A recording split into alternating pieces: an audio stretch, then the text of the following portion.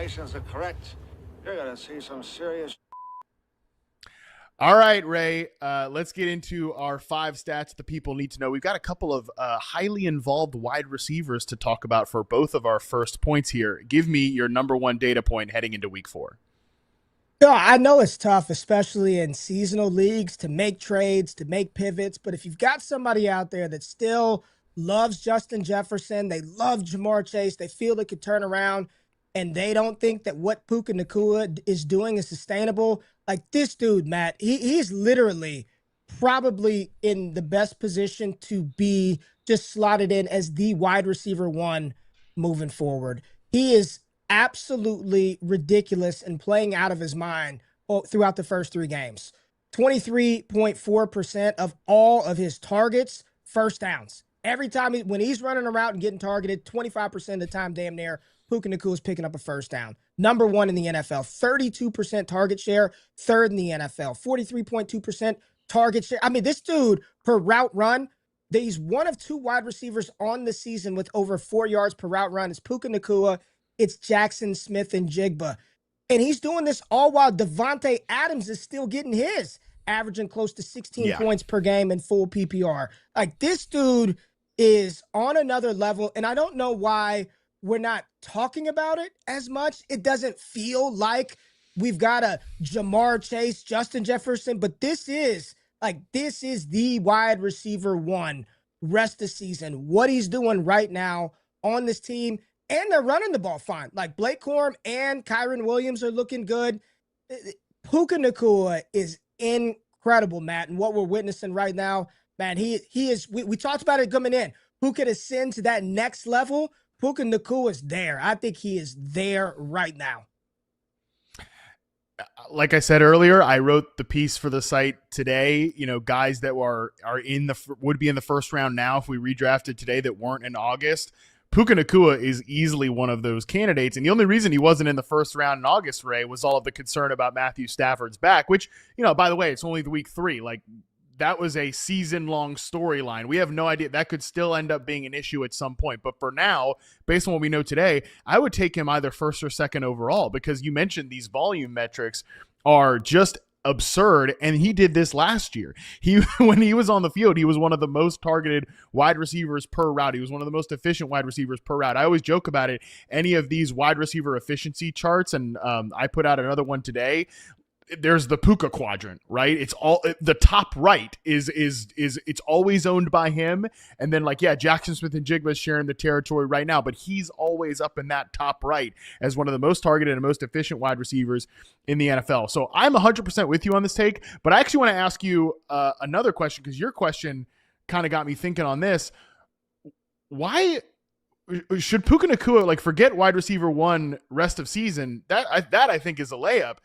Should Puka Nacua be the wide receiver 1 in dynasty rankings right now? That I think is an interesting question, Ray, because, and if you have an argument against it, I kind of would love to hear it, because this offseason moved Puka into the first tier of my dynasty rankings that I do for my site. And, you know, that same tier is guys like Jamar Chase, it's Justin Jefferson. Yes. And CeeDee Lamb. Those are typically the unquestioned top 3 guys there. Here's the deal, though. If we would rather have Puka rest of season, and it's not as if he's 30, he's younger than all of those guys, right? And we believe in the individual talent. Last season in reception perception, 91st percentile success rate versus zone, 92nd versus press. This is not some fake created by the offense. He's that dude on his own. Is he making a case to not just be the wide receiver 1 for this season, but in dynasty rankings, should he be the wide receiver 1 overall? I'm glad you brought this up, because I wanted to touch on that. I think so. The reason why is there's probably this unconscious bias that we have, right? Because he was not a first round pick, because he wasn't drafted 5th overall, that there's and then we tell ourselves all these reasons why we shouldn't do it. Well, a little bit banged up. Remember, he started slow. He's always injured. You find reasons why. Well, if Matthew Stafford's not there and he doesn't have a quarterback, yes, what he's doing and what he's done over the course of his young career, I mean, I'm thinking right now, hell, if we redid a draft right now, would I take a Barkley or a Bijan over him? And I think this would be your 101. And I agree with you. I give me a reason why somebody else should be ranked over him in Dynasty. It's hard for me to go, even as much as I love Jefferson, as much as I love Chase, just talking ball, why not Puka? And I think for a lot of people, it's the simple fact he wasn't a highly drafted guy coming out. It's the role that he's in McVay's offense. It's such a fantasy point print fest, honestly. Like that's the thing.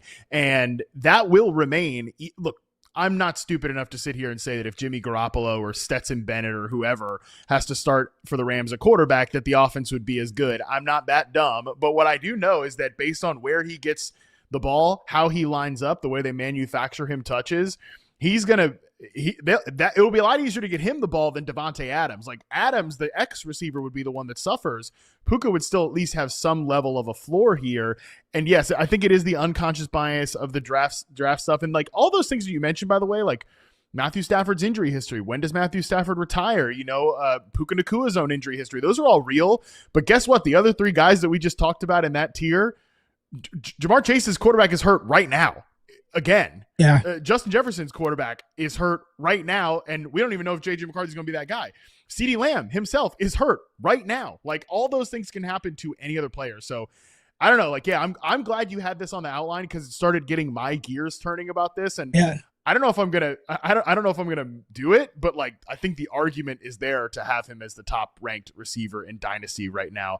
I'm gonna get to another young wide receiver that because he was drafted in the top 12 in the first round. If he was doing what Puka Nacua was doing, he'd be an easy wide receiver one type overall candidate in dynasty leagues. But Garrett Wilson is not doing the Puka Nacua stuff.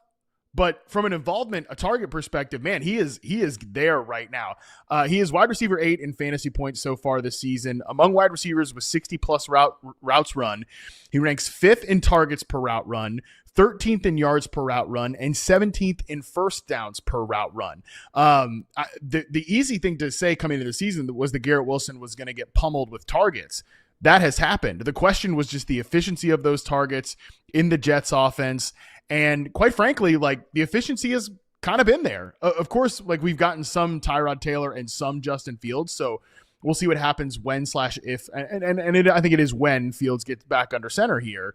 But I think with the way this offense is moving right now, the way Tanner Engstrand is calling the plays, I think there's some sustainability to Garrett Wilson being a top 10 receiver rest of season. Man, I was very, very anti Garrett Wilson coming in, especially at cost. I did not like Justin Fields. And I even thought with the volume, I was like, there's no way the efficiency is going to be able to sustain. And while he isn't top 10 in yards per route run, he's not top 10 in first downs per route run. The amount of the pie that he's getting is so massive to anything else. It doesn't even matter, Matt. It does. Mm-hmm. I'm looking at the usage. The next closest guy is Josh Reynolds as far as like team usage. When I'm looking at the Trinity, Garrett Wilson's all the way 9, and the next closest pass catching option, tight end or wide receivers at a 3. It's all Garrett Wilson. It doesn't matter if you don't like that Papa John's pizza. If you're getting 90% of it, you're going to get full. It doesn't matter. You can tell me there's something better out there, but if you're getting 90% of that pie, you're going to get full and you'll be satisfied at the end of the night. And that's what Garrett Wilson is right now. He's getting everything in this offense. There's no number 2 receiver. Matt, I didn't know Alan Lazard was on the damn team until I saw him catch a pass on. So I was like, he's still out there? I know we're excited about Mason Taylor and all.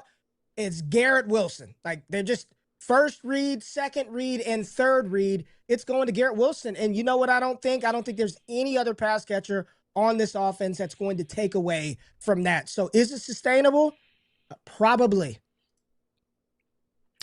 By the way, I think you got like a Trinity score sponsorship there. potentially with the Papa John's. I think you got something going on there. So little maybe business connection for you. But I think like going back to, I was with you that area of drafts was not my favorite to target wide receivers. I talk about this a lot, like that third tier. I was typically going for running backs there, and there's been some hits there. There've been some misses in terms of the running backs, but generally like James Cook's been good. Kyron Williams has been pretty good. Like there's been some good players you want to take there. Marion Hampton looks like he's going the right way. Kenneth Walker looks like he's going the right way.